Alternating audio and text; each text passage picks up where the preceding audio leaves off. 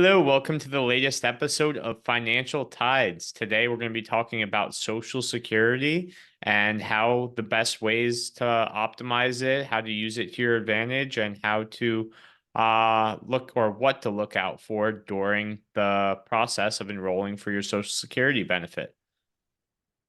Hi, I'm John Perillo, Taylor's business partner, and welcome you to another podcast. We picked this topic because we're it's probably one of the biggest third rail issues we hear from people. Everybody's got a different opinion. Everybody's confused.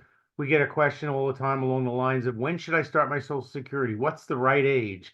As if there's a magical age when it's such an individualized and personalized decision to be made. And you'll see as we go through some of the talking points here, this federal program can be very confusing and there's been books written about it, but I'm going to let Taylor pick up with the different levels of benefits that you'll get from Social Security. Yeah, I think it's important to understand, and most people know this, but it's Social Security is a federal insurance program that provides financial support to the eligible individuals. So, really, the eligible individuals are one of two categories, and they fall into either a retiree or those with disabilities. So, you're basically paying in your whole life, and you get one of those two benefits based on which one you qualify for. The one that everybody gets is the retirement benefits. So you become eligible for Social Security requirement benefits based on your work history and the amount that you've been contributing to the system. So if somebody decides, hey, I'm going to retire in the United States after working in, say, Mexico for their entire life, and they come north of the border and say, I'll settle down here, they're not going to have paid into the Social Security system, so they're not going to be eligible.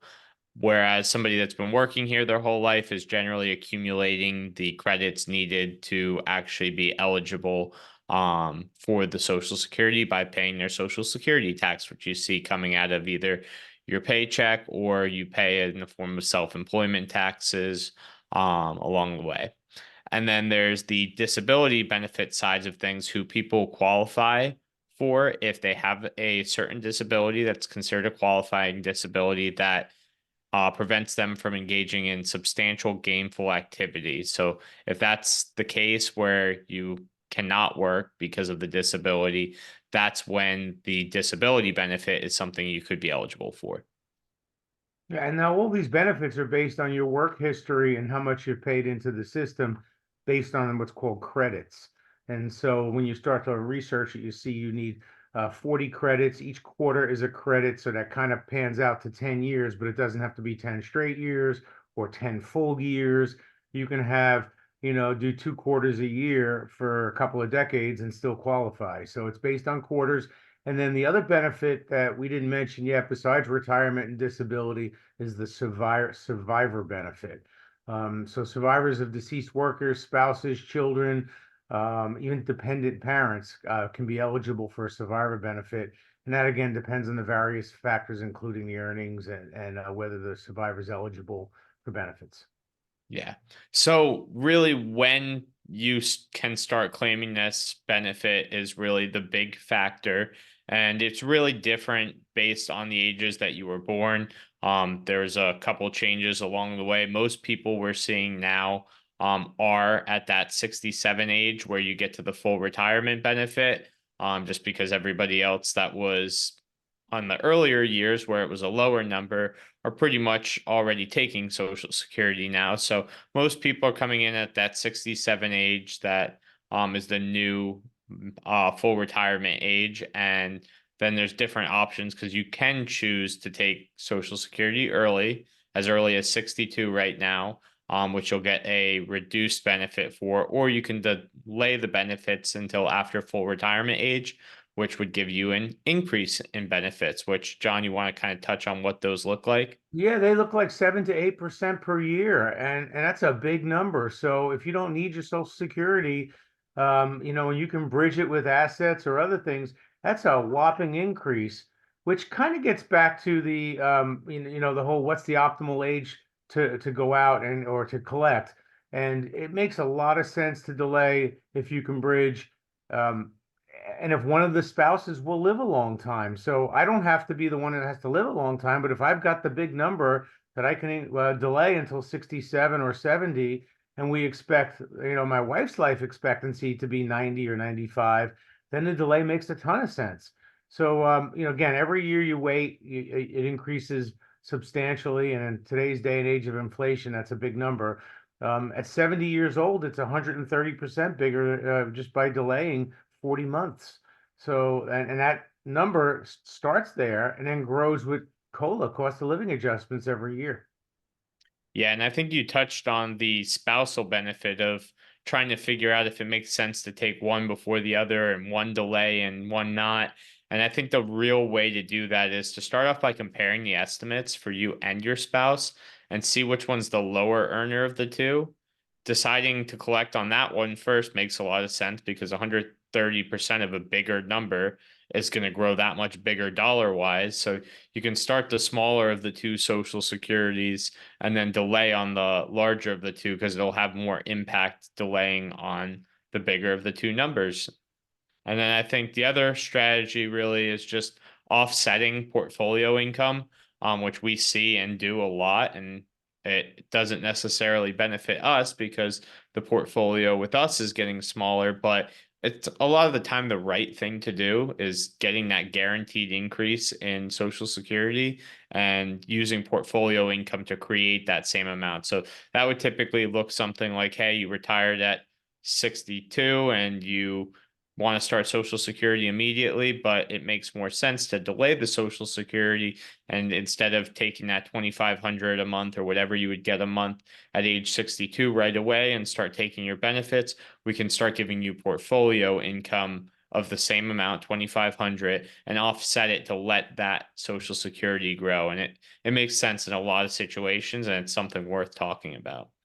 And then there's also the cons to delaying. So that while there's ways to delay, it's also if you delay your benefits, it means that you'll have to pay the full cost of your retirement expenses on your own. So again, that's taking it from the portfolio.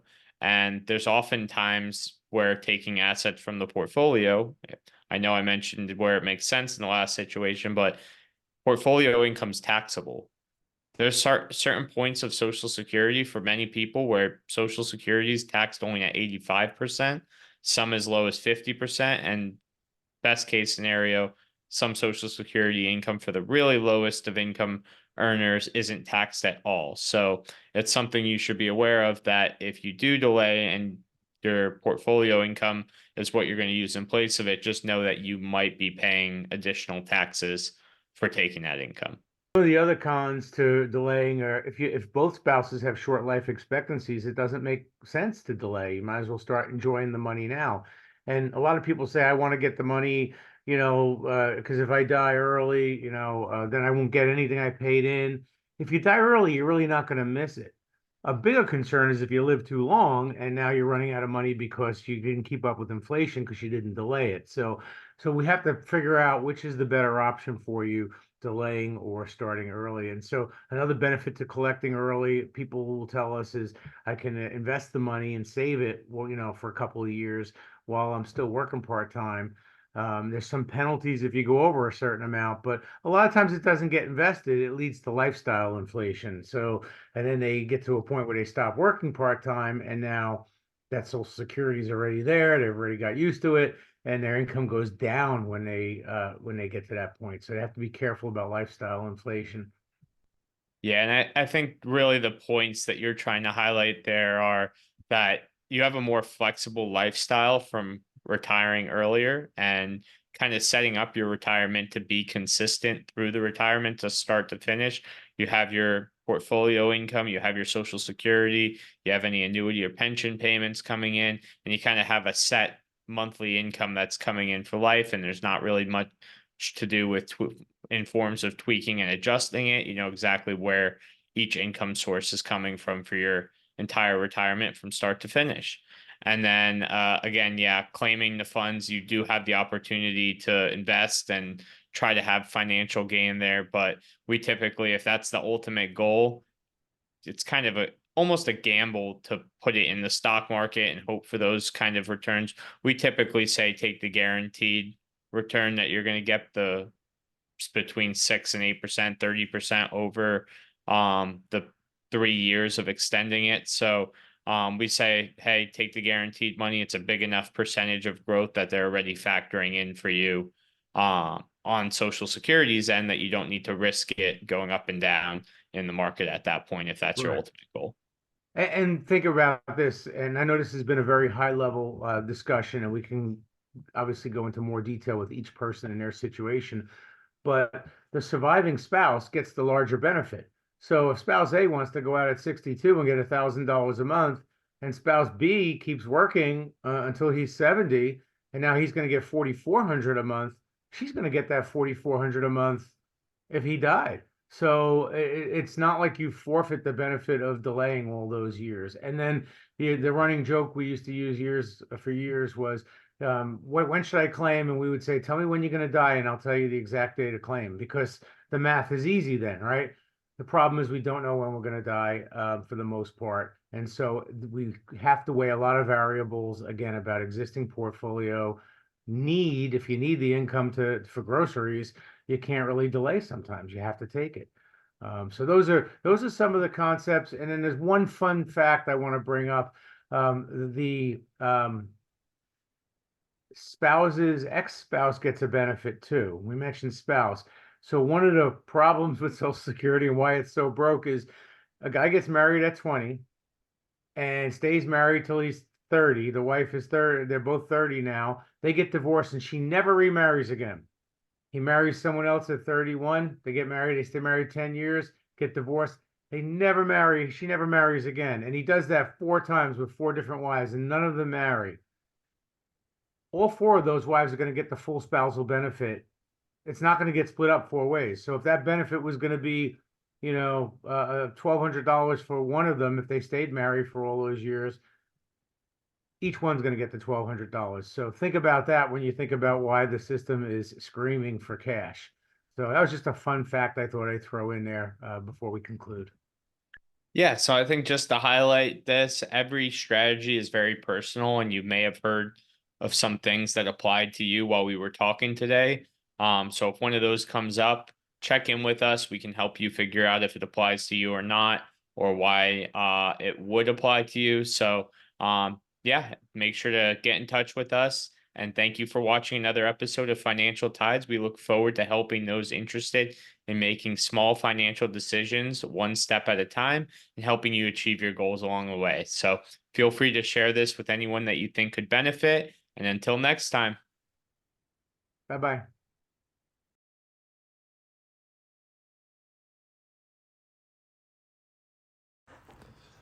John Perillo and Taylor Perillo are financial advisors offering securities through Cetera Advisors LLC, a registered broker-dealer, doing insurance business in California as CFGA Insurance Agency LLC, member FINRA/SIPC. Advisory services offered through Cetera Investment Advisors LLC, a registered investment advisor. Cetera firms are under separate ownerships from any other named entity.